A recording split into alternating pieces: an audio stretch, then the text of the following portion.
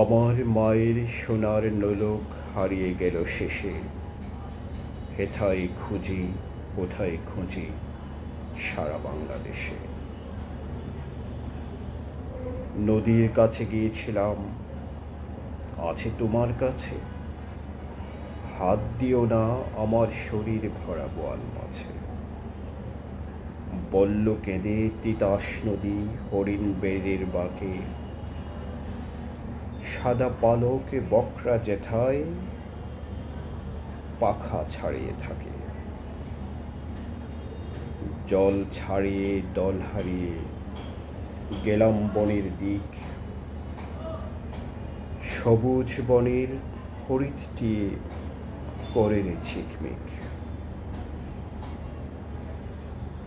বনের কাছে মিনতি ফিরিয়ে দেবে ভাই, আমার মায়ের গয়না নিয়ে ঘরকে যেতে চাই।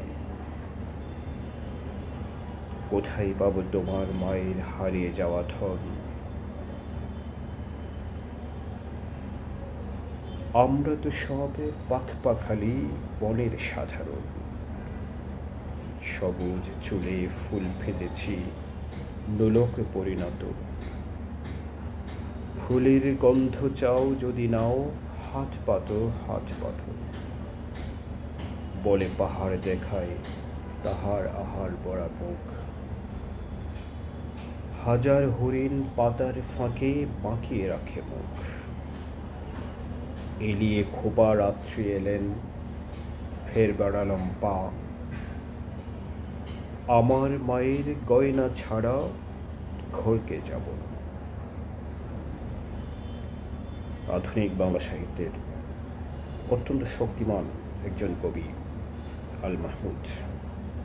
আল মাহমুদের এই নোলক কবিতাটি পাখির কাছে ফুলের কাছে কাব্যগ্রন্থ থেকে নেয়া।